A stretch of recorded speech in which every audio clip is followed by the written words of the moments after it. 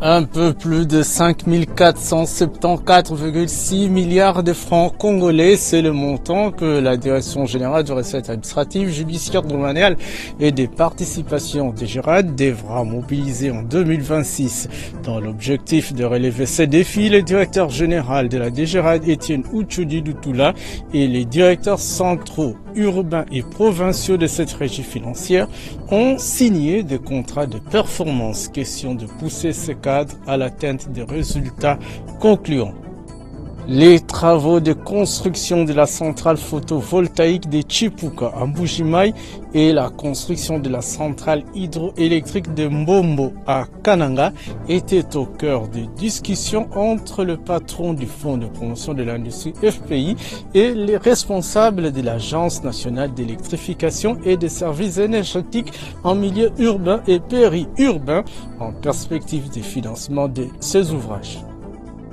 En vue de solliciter davantage l'accompagnement du ministère de l'économie numérique dans la mise en œuvre de son schéma, directeur des digitalisations, Christophe Bitassimon, inspecteur général chef des services de l'IGF, a rencontré le ministre de l'économie numérique Augustin Kiba Samaliba.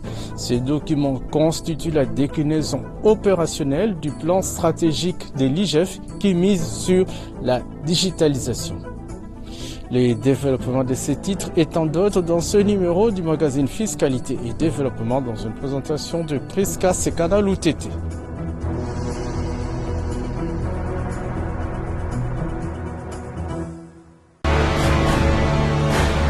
Agence Galaxy Media, la passion de développer la RDC. C'est toujours un plaisir, mesdames et messieurs, de vous retrouver dans les cadres de ces magazines Fiscalité et Développement, magazine hebdomadaire d'information économico-financière et questions de développement en République démocratique du Congo. La Direction générale des recettes administratives, judiciaires, domaniales et des participations DGRAD devra mobiliser pour cet exercice budgétaire de 2026 un peu plus de 5 474,6 milliards de francs congolais.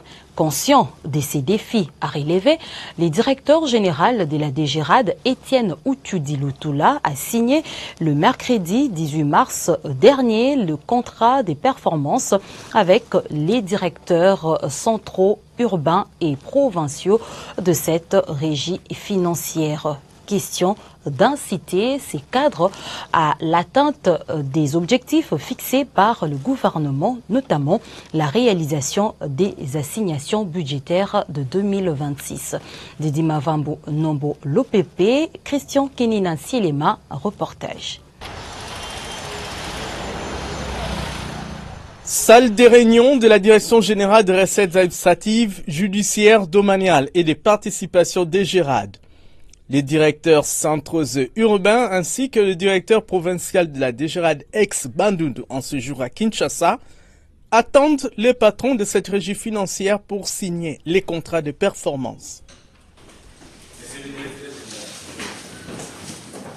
Étienne Ouchoudi Lutoula fait son entrée dans la salle et la cérémonie des signatures de contrats de performance va commencer avec la directrice de la direction urbaine de la DGRAD Kinshasa Est Duque.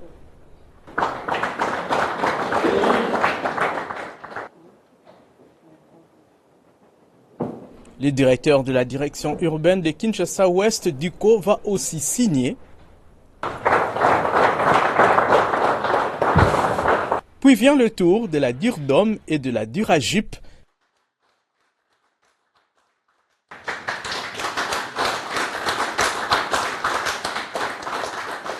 Ainsi que du directeur provincial de la DGRAD ex-Bandundu, le seul présent à Kinshasa.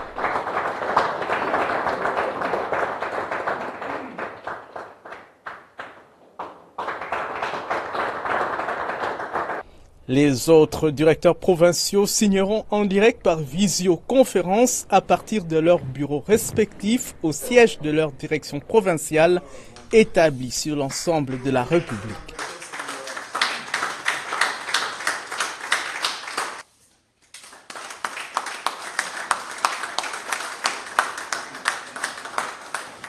L'évaluation de la performance apprécie tant par rapport aux recettes réalisées qu'aux autres résultats attendus pour chaque indicateur au regard de l'objectif poursuivi.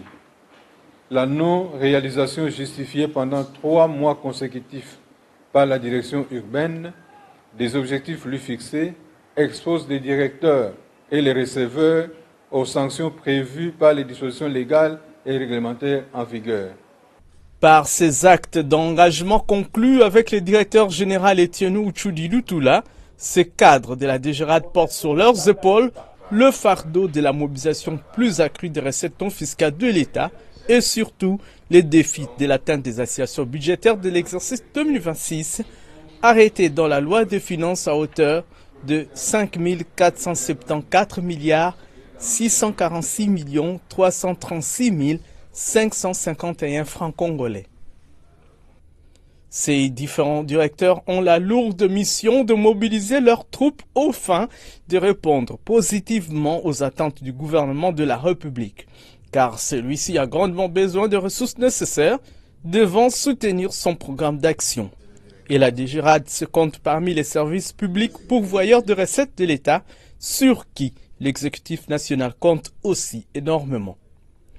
Sous le leadership éclairé du directeur général de la DGRAD, Etienne Utsudi Lutula, avec l'impulsion du ministre des Finances de Doufouamba Likunde Libotaï, la régie financière est disposée à accompagner le gouvernement de Judith Suminwa Tuluka à l'atteinte de ses objectifs, conformément à la vision du chef de l'État, Félix Antoine Tshisekedi Tshilombo. Un communiqué conjoint DGRAD Camille, dans cette émission, il porte sur les paiements des droits superficiaires annuels par carré. Marlène Bassoussou-Sessakoumou nous en fait la lecture.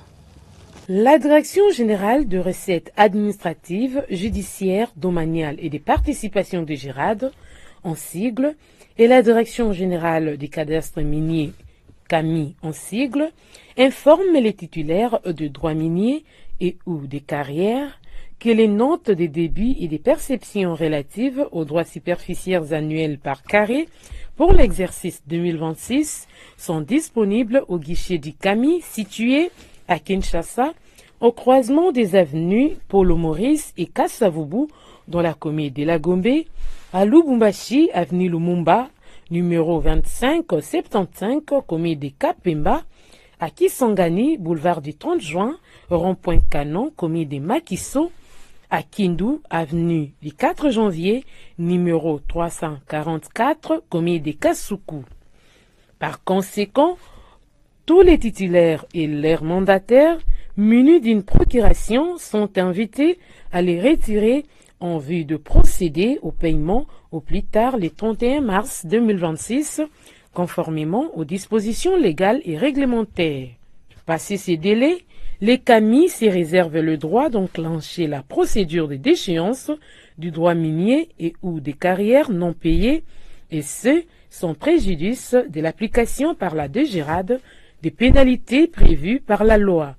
Par ailleurs, nous rappelons que, conformément à l'article 196 du Code minier, le maintien de la validité des droits miniers et ou des carrières est notamment subordonné au paiement des 100% des droits superficiaires annuels. Fait à Kinshasa, le 5 février 2026, pour les CAMI, pour les directeurs généraux en mission, Jacques Muyumba Ndouboula, directeur général adjoint, pour la DGRAD, Etienne Utsudi Lutula, directeur général. Un autre communiqué conjoint, cette fois-ci DGRAD, Secrétariat général à l'environnement, développement durable et nouvelle économie du climat. Il porte sur les paiements des taxes rémunératoires annuelles et taxes sur la pollution. Suivons-le dans cette lecture de Didi Mavambo Nombolo Pépé. Le secrétariat à l'environnement, au développement durable et nouvelle économie du climat et la Direction générale des recettes administratives, judiciaires, domaniales et des participations DGRAD rappellent aux opérateurs économiques exploitant les installations classées de la catégorie 1A assujetties aux taxes rémunératoires annuelles et de pollution que la déclaration des éléments d'assiette taxables intervient au plus tard le 31 mars de l'exercice en cours. Ainsi, les opérateurs concernés sont invités à déposer leur déclaration auprès de la direction des établissements humains et protection de l'environnement, 6 avenue Papa Iléo, ex des cliniques, numéro 15, dans la commune de la Gombe, conformément aux articles 9 et 35 de l'ordonnance loi numéro 13/003 du 23 février 2013 portant réforme des procédures relatives à l'assiette, au contrôle et aux modalités de recouvrement des recettes non fiscales telles que modifiées et complétées à ce jour, ainsi que 7 de l'arrêté interministériel numéro CAB-EDD-004-2020 et numéro CAB-Finance-2020-071 du 24 juillet 2020 au plus tard le 31 mars 2026 pour constatation et liquidation. À cet effet, les opérateurs économiques sont priés de passer auprès du centre d'ordonnancement de la DGRAD situé à la même adresse pour retirer les titres de perception relatifs.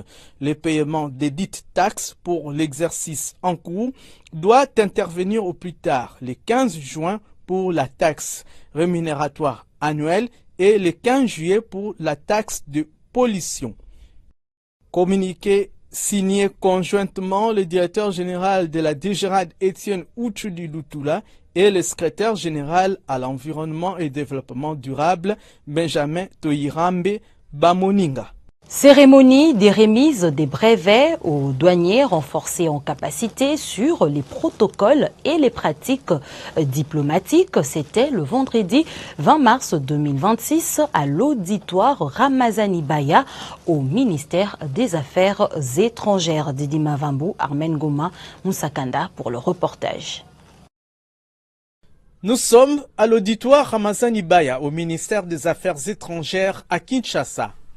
20 douaniers renforcés en capacité sur le protocole et les pratiques diplomatiques ont reçu leur brevet de participation après avoir suivi une formation organisée du 9 au 13 mars 2026 par l'Académie diplomatique congolaise du ministère des Affaires étrangères, dont 15 en présentiel et 5 représentants de la DGDA à l'étranger en visioconférence. Une expérience saluée par la sous-directrice Thérèse Kalouena qui s'est exprimée au nom de tous les lauréats brevetés. Chers formateurs, vous avez investi dans notre professionnalisation. En tant qu'agent public, nous sommes désormais mieux outillés pour représenter nos administrations avec dignité, pour organiser des événements institutionnels dans le respect des codes et pour gérer avec calme et tact des situations sensibles. Mieux encore, nous repartons avec une meilleure compréhension non seulement de la diplomatie, mais aussi du protocole au quotidien, c'est-à-dire savoir écouter, mesurer ses mots, construire des ponts et préserver la cohésion dans nos relations internes et externes.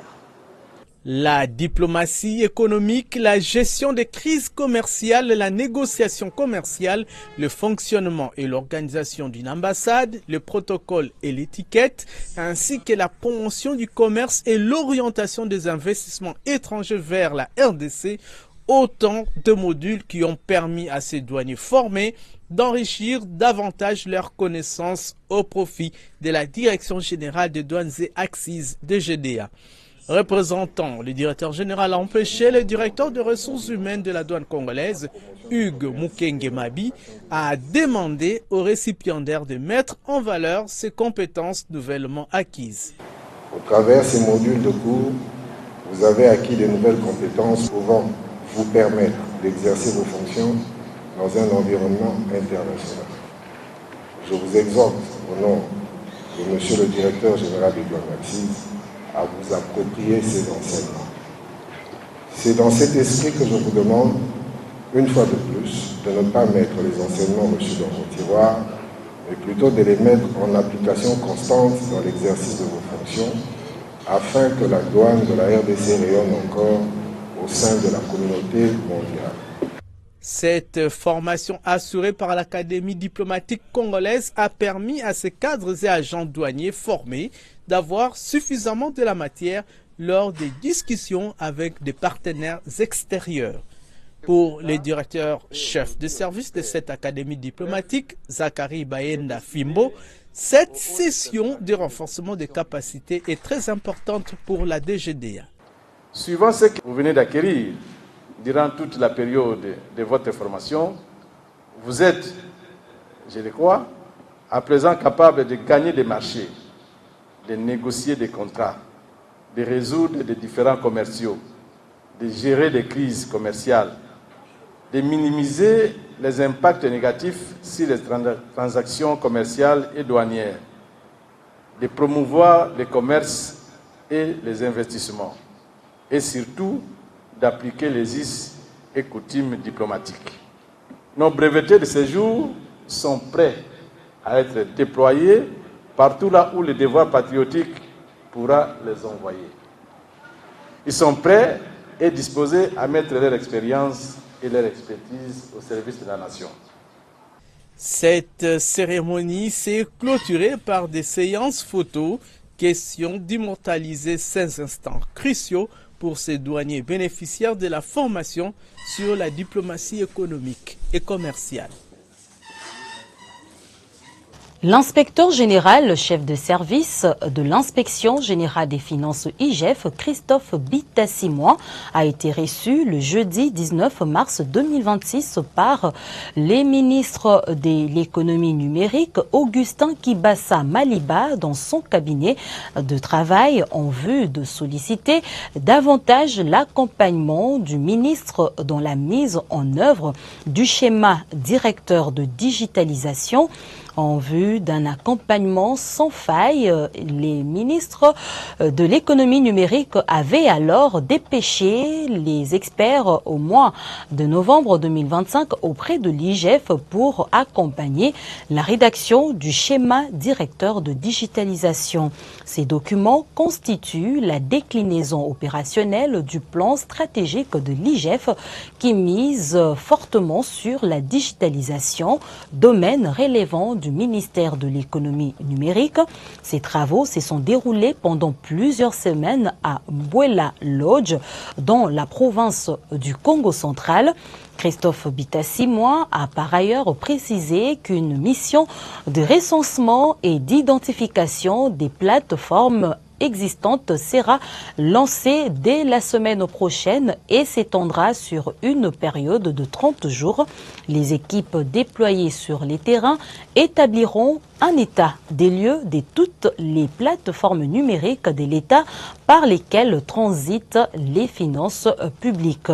L'objectif est d'en faire la cartographie et de déterminer les modalités de leur interconnexion afin d'alimenter une base de données centralisée permettant des analyses en temps réel et des interventions plus ciblées et efficaces. Agence Galaxy Media, la passion de développer la RDC. Le Centre d'amitié suisse RDC a, en collaboration avec l'Inspection générale de finances, organisé le Forum international sur la bonne gouvernance, la décentralisation fiscale et financière. Les experts nationaux et internationaux du secteur des finances et de la décentralisation administrative se sont donné rendez-vous mardi 17 mars 2026 à Kinshasa, au chapiteau de l'hôtel Pullman.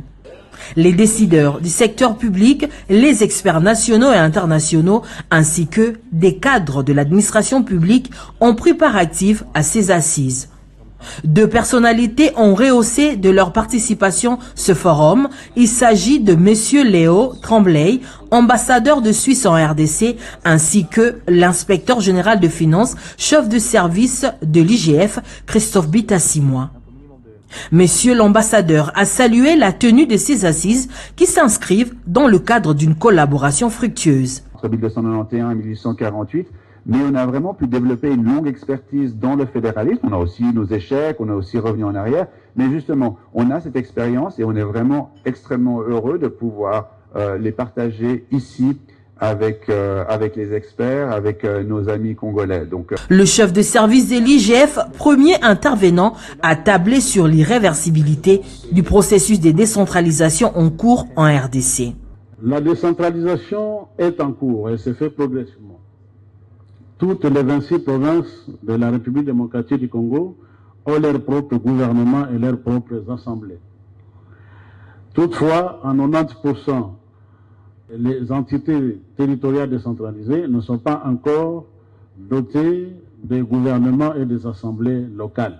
4 autres intervenants nationaux et internationaux ont partagé les modèles utilisés dans leurs pays respectifs, dont la Suisse et l'Italie. David Stobli, économiste et expert suisse, le professeur ordinaire Anselme Meya à l'université de Kinshasa et le professeur Fabio Padovano de l'université de Rome et Rennes ont nourri les échanges des expériences empiriques. Il faut noter que la collaboration entre le Centre d'amitié Suisse-RDC et l'IGF n'est pas à la première action commune.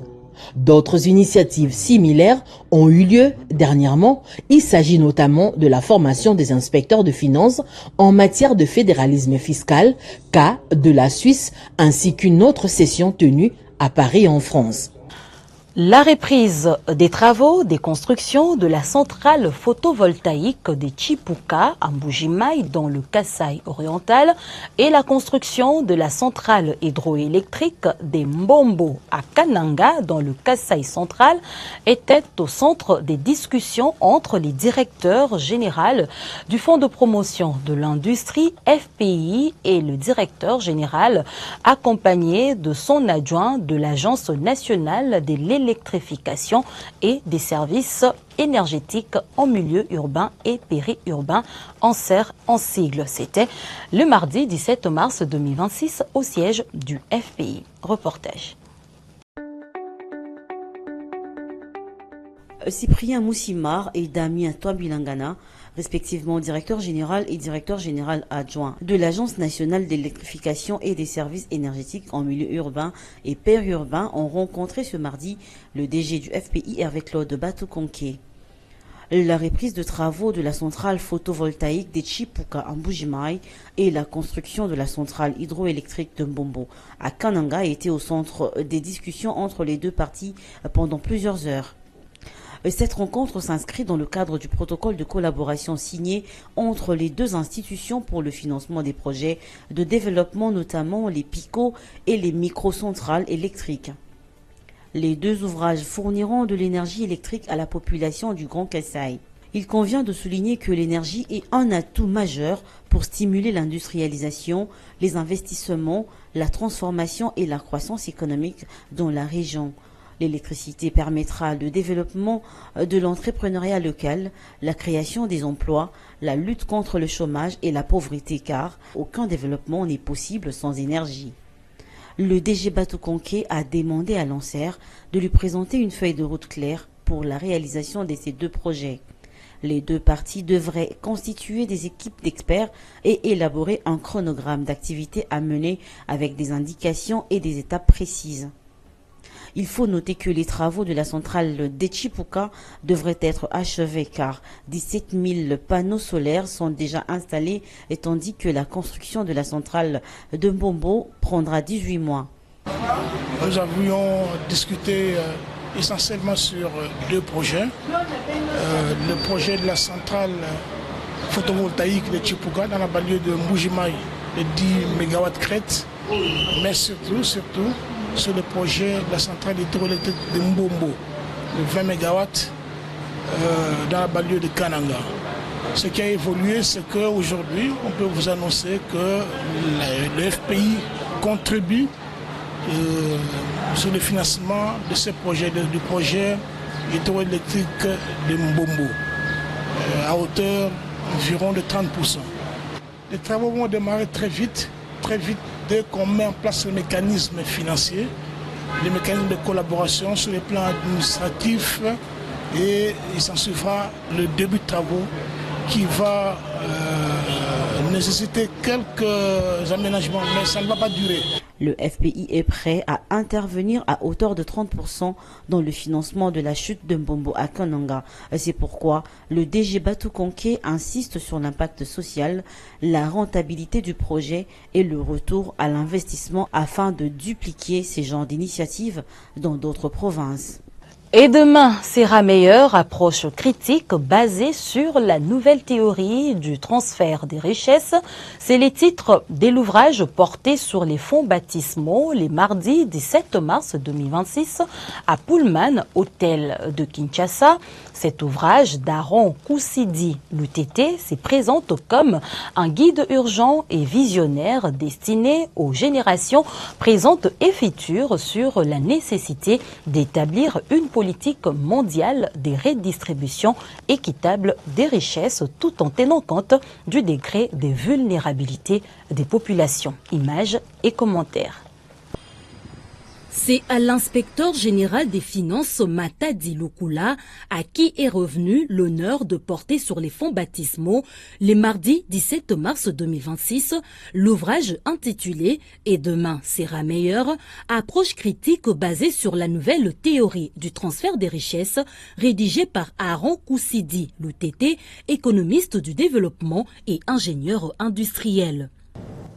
Permettez-moi à cet instant de féliciter chaleureusement l'auteur Aaron Lutete pour la qualité de son travail, pour sa persévérance et pour sa volonté de contribuer par la plume à l'édification de notre société. Puisse cet ouvrage être largement diffusé, largement lu, largement débattu et surtout utile. Puisse-t-il inspirer d'autres initiatives, nourrir nos politiques publiques et renforcer notre engagement en faveur du progrès. Sur ce, et avec toute la solennité requise, je déclare officiellement baptisé ce bel ouvrage et demain sera comment? Préfacé par Albert Lutete, chercheur consultant auprès du centre de recherche Serpex Asbel, ces livres posent les diagnostics selon lesquels les conséquences néfastes d'un modèle économique mondial fondé sur une compétition déloyale, génératrice d'inégalités, des dettes publiques excessives et d'exploitation des nations les plus faibles sert des points de départ à un appel lucide et au changement des paradigmes en faveur d'un développement plus harmonieux et inclusif. Vous savez, dans d'autres pays, on a su définir le développement par un indice, un indicateur de bonheur national brut. Mais j'aimerais pas arriver sur ces termes-là. J'aimerais juste signifier que la croissance, parfois, elle est chiffrée. Mais tant que le bien-être collectif reste sur un chiffre, cela devient absurde pour la population. Ainsi, il ne faut pas confondre les effets de la croissance, c'est-à-dire les répercussions de la croissance économique, parce que lorsqu'il y a croissance, nous assumons qu'il doit y avoir un changement. Cette métabolisation de la croissance, c'est ça le développement, c'est-à-dire la transformation des conditions des bases en termes économiques, sociaux, humains et intégral. Donc, c'est ce fait-là que nous essayons de faire un distinguo entre la croissance, qui est l'augmentation de la richesse d'une place donnée, et le développement, qui est la transformation des conditions de base. Ces énième ouvrage d'Aaron Koussidi Lutete lui a valu la reconnaissance scientifique du Centre de recherche pour la promotion de l'économie coopérative et solidaire Serpex, qui l'a décerné le certificat d'excellence pour sa contribution au développement communautaire.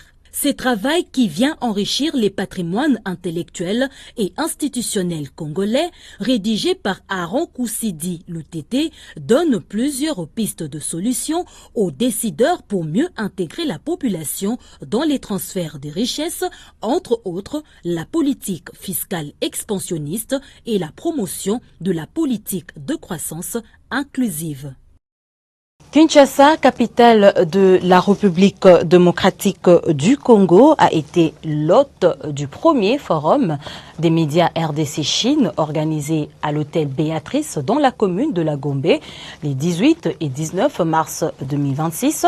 placé sous les thèmes modernisation à la chinoise et voie des développements de la RDC et exploration conjointe des nouvelles trajectoires gagnant-gagnant. Ces forums faisaient suite aux accords historiques signés en septembre 2023 à Pékin entre les présidents Félix-Antoine Tshisekedi Tshilombo et Xi Jinping. Les résumés de ces journées de réflexion avec Fabien Lubulu Bakayaka et Armen Goma Moussakanda.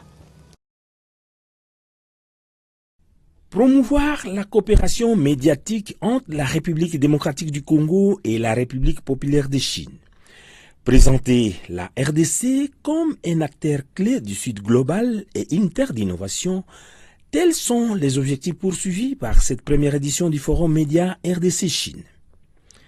Lors de la séance d'ouverture marquée par des discours et des panels de haut niveau, le directeur général de l'Agence congolaise de presse ACP, bienvenue Marie Bakoumanyambakwala, a dans son mot de circonstances souhaité la bienvenue à toute l'assistance avant de plaider pour une diplomatie informationnelle dans un environnement international marqué par une forte concurrence narrative. L'événement qui nous réunit aujourd'hui est l'émanation directe de la vision partagée par nos deux chefs d'État.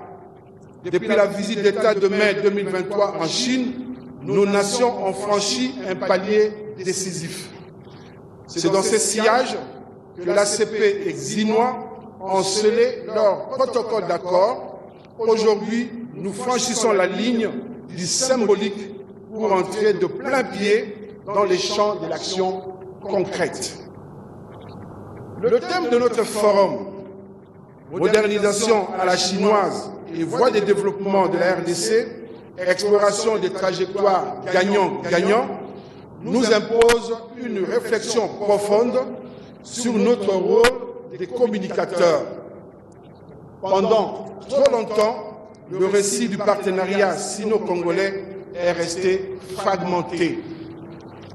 D'un côté, des investissements massifs et des infrastructures qui transforment nos paysages, mais qui manquent parfois de visibilité. De l'autre, une République démocratique du Congo qui aspire à être perçue non plus comme un simple réservoir de matières premières, mais comme un acteur majeur du Sud global, une terre d'innovation et de solutions. Notre mission est de devenir les architectes d'une communication qui valorise les retombées sociales, économiques et technologiques réelles de notre coopération. Ce forum se veut également un laboratoire technique. Aux côtés des Xinois, nous entendons mutualiser nos compétences et assurer une présence médiatique plus forte de la RDC en Chine. Et réciproquement, ce cadre permettra aux médias de nos deux pays de mieux se connaître afin de raconter ensemble les belles histoires de l'amitié sino-congolaise. Prenant à son tour la parole, Ying Yang, directeur général du bureau régional Afrique de l'agence de presse Chine Nouvelle, Xinhua, a relevé les opportunités offertes par le partenariat sino-congolais avant de mettre un accent particulier sur les échanges techniques qu'il faudra consolider entre les médias de ces deux pays, surtout dans les domaines du numérique et de l'intelligence artificielle. Faire nos médias un véritable pont d'or d'entre nos deux peuples, dans un monde saturé d'informations où le récit de la coopération sino-africaine est parfois déformé par des regards extérieurs. La vérité et la compréhension mutuelle sont devenues des denrées précieuses. Nous avons le devoir de briser les barrières de l'information en racontant nos propres histoires avec nos propres mots. Il s'agit de montrer au monde une Chine multidimensionnelle et une RDC dynamique, une terre d'opportunités qui avance avec assurance. Ouvrant les travaux de ces forums, le ministre de la Communication et Médias, porte-parole du gouvernement, Patrick Mouyaya Katemboué, a soutenu que cette rencontre s'inscrit dans la continuité de la visite du chef de l'État, Félix-Antoine Tshisekedi Tshilombo, en mai 2023 en Chine. La coopération médiatique s'impose aujourd'hui comme une dimension stratégique des relations entre les États. Elle constitue un instrument des diplomaties médiatiques au service d'une information responsable, de la valorisation des relations économiques, culturelles et politiques, ainsi que la lutte contre la désinformation. C'est précisément dans cette perspective qu'il convient de situer les forums médias RDC-Chine, cette rencontre qui marque une nouvelle étape dans le renforcement de la coopération entre nos deux pays en reconnaissant que l'information est désormais un facteur structurant des relations entre les deux États.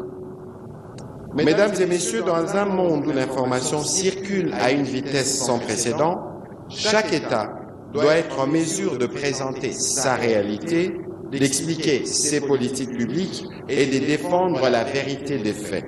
L'information est devenue un enjeu central de gouvernance, de liberté, de la presse et de la diplomatie. Les réformes engagées dans la justice, les enjeux économiques mondiaux et de la RDC, la régulation des secteurs des assurances, la lutte contre la corruption, l'amélioration du climat des affaires et les avancées obtenues grâce à la révisitation du contrat des 6 communes ont été développés par Guillaume Ngefa Atondoko, ministre de la Justice et garde des Sceaux. La lutte contre la corruption ne se gagne pas seulement par la loi. Elle se gagne par le changement des mentalités. C'est ici que votre rôle professionnel de médias est capital. Vous êtes les sentinelles de cette transformation en relayant ces réformes de façon responsable, en dénonçant les abus et en éduquant le masse, pas en manipulant de façon informationnelle. Vous devenez ainsi des partenaires indispensables de la justice et de l'état de droit. Le mouvement que nous avons lancé de la lutte contre la corruption est irréversible. La RDC est en marche vers une gouvernance exemplaire où l'intégrité n'est plus une option, mais une exigence. De l'avis des organisateurs, ces forums constituent une opportunité importante de coopération professionnelle entre les professionnels des médias de ces deux pays. Ainsi, dans le but de les concrétiser, la deuxième journée était consacrée à l'appropriation à bon escient de l'intelligence artificielle qui aide à partager les connaissances et à développer l'industrie de l'information. Les comités de suivi des prix des produits pétroliers a tenu le lundi 16 mars 2026 une réunion technique consacrée à la révision de la structure des prix des produits pétroliers terrestres dans la zone d'approvisionnement sud destinée aux sociétés minières et à leurs sous-traitants. Cette décision intervient dans un contexte international marqué par la hausse des prix du pétrole, les barils étant passés de 62,5 $ américains à 103,5 $ américains entre janvier et mars 2026. Depuis les réformes amorcées en juillet 2025, les entreprises minières ne bénéficient plus de la subvention de l'État et s'approvisionnent à la vérité des prix. Cependant, à la pompe, les nouveaux prix du gasoil est passé de 1,70 $ américain à 2,43 $ américain les litres et l'essence de 1,60 $ américain à 2,8 $ américain les litres. Les nouvelles à présent des cours des principales matières premières sur les marchés internationaux. C'est avec Didi Mavambo, Nombolo Pépé, Frédéric. La guerre du Golfe Persique continue de faire grimper le cours du pétrole sur le marché international. À la clôture de la semaine, il a connu une hausse de 0,69% à New York en se négociant à 96,46 $ le baril et à Londres, il a franchi la barre de 100 $ en valant 109,01 $ le baril en hausse de 1,32%. Baisse par contre de 5,41% du cours du cuivre négocié à 11 826 $ la tonne. Le cours du cobalt s'est fixé à 56 290 $ la tonne pendant que le cours de l'or a reculé de 1,35%. L'once du métal jaune a coûté 4 584,31 $. Côté principaux produits céréaliers, la tendance générale est baissière à la clôture de la semaine, en commençant avec le cours du maïs qui a chuté de 1,01%. La tonne s'est vendue à 465 $. Celui du riz paddy, c'est-à-dire non décortiqué, a diminué de 1,94%.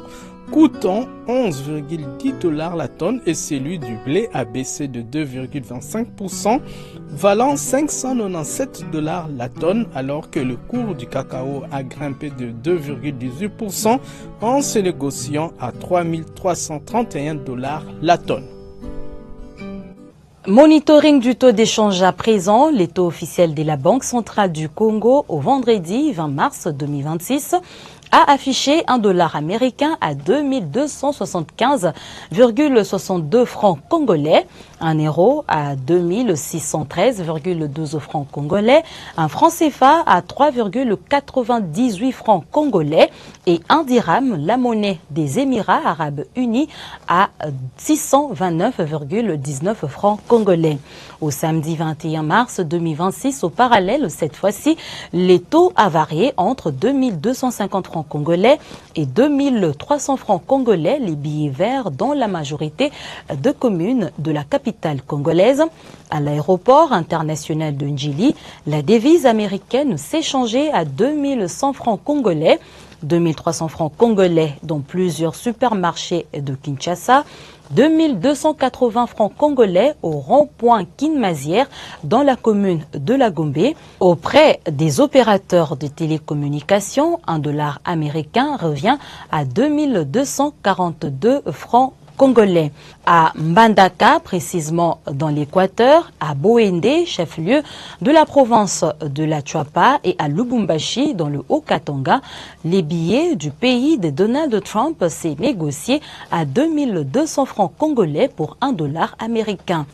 Même taux de 2200 francs congolais pour un dollar américain observé dans les villes des Kolwezi, dans le Lualaba, Matadi, dans le Congo central, Kikwit dans les Kwilu, ainsi que Gemena dans la province du sud Ubangi. Cependant, les pics du taux d'échange à l'intérieur du pays parmi les provinces contactées a été observé ce week-end à Mbujimayi dans la province du Kasaï oriental, où un dollar américain a valu 2250 francs congolais.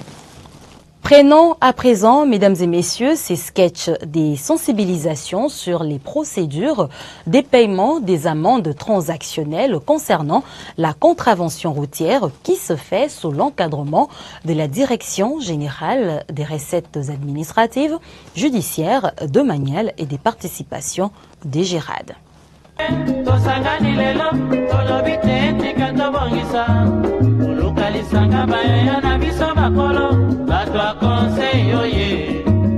Population ya Congo, jeunesse nationale, basengi lelo po babongisa.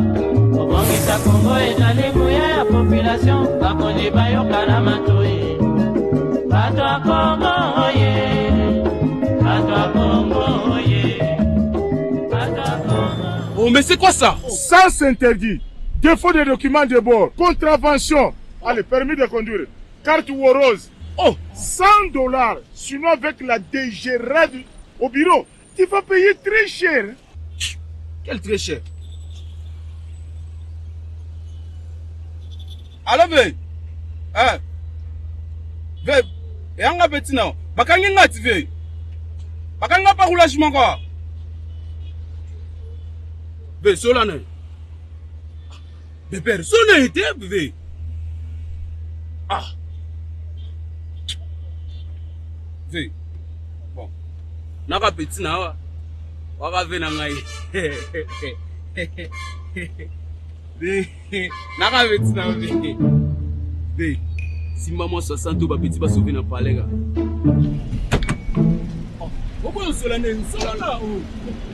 Jamais. On va au bureau. On va au bureau. On va au bureau.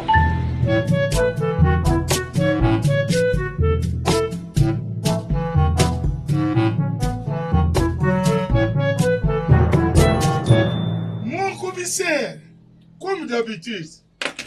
Mon oncle J, je suis ton petit frère, hein? Petit frère. Hey! Un policier ne touche pas à l'argent de l'État. Tu vas me créer des problèmes. Mon commissaire, c'est 60. C'est 60 $, mon commissaire. Mon commissaire, montre-moi alors le taux de l'État. Pour quelle infraction? Circulation à gauche, 20 à 50 $. Défaut de document de bord, 20 à 35 $ à payer à la banque après le retrait de la note de perception auprès de l'agent de la DGRAD et après être entendu sur PV. Merci, mon commissaire. Mon commissaire, et le rapport du commandant, commissaire, donc toi, tout ce qu'on nous raconte à la parade, tu somnoles ou tu captes le message? Hein? Mon commissaire, j'ai souffert pour avoir ce contrevenant. Et voilà maintenant, tu me fais rater de l'argent. Que vient faire la DGRAD dans une affaire policière? Ngalouf. Worok, mon commissaire. Ngalouf. La police est un service d'assiette de l'État. C'est-à-dire tout ce que nous collectons comme amende transactionnelle à la PCR, police territoriale, police judiciaire, ce sont des recettes non fiscales. Ça doit entrer dans la caisse de l'État pour contribuer au budget de notre pays. C'est une façon d'appuyer la vision du chef de l'État. Ce qui va permettre de construire des routes, de payer nos soldes, d'acheter nos équipements, contribuer à la gratuité de l'enseignement et autres. C'est comme ça maintenant, mon commissaire. Je suis agent de l'État et mes postes sont de l'État. Le service habilité à ordonnancer, c'est la DGRAD. Mon commissaire, quand nous on interceptait les infractions sous le soleil, est-ce que DGRAD était là? Messieurs, en cas de violation de code de la route, il ne faut jamais payer auprès des policiers. C'est la corruption et c'est une infraction. Le policier doit établir un avis de contravention. Avec ça, il vous achemine devant l'OPJ que je suis pour être entendu sur PV. Après établissement du PV d'audition, il va établir un PV de proposition d'amende transactionnelle en imprimé. En imprimé de valeur, s'il vous plaît. Si c'est un simple papier duplicateur, il faut refuser. Voilà, jusque-là, je ne vois pas la DGRAD. C'est avec ce PV que tu vas te présenter auprès de l'agent de la DGRAD pour la note de perception. Mon commissaire, la DGRAD donne seulement la note de perception et le paiement c'est à la police. Mais non! Avec la note de perception, le contrevenant va payer à la banque. Tout ça après constatation, liquidation et ordonnancement. Mon commissaire, si je comprends bien, les infractions c'est nous et le recouvrement c'est la DGRAD. Oui, c'est lui le receveur de l'État. Donc, il faut encore aller à la banque. Mais là, ça devient compliqué. Oui. Et d'ailleurs, bientôt, il y aura les ATM à proximité pour faciliter le paiement. Et pour vous, les agents qualifiés, le service de la police n'est pas mort. Bientôt, il y aura une mission de contrôle. Mon OPJ, et comment récupérer les véhicules? Après le paiement à la banque, tu amènes la preuve de paiement. Si on refuse de libérer ton véhicule, eh bien, tu appelles au numéro 114. C'est l'inspection générale. Mon commissaire, prenons seulement pour une dernière fois. Jamais. Le commissaire général et l'inspecteur général veillent sur la procédure. Tu risques de passer un séjour à Ndolo, hein? Pense à ta famille. Mbongo ya l'État, na maboko ya DGRAD. Na mabenga ya policier. L'argent de l'État à la banque après note de perception de la DGRAD. Pas dans nos poches.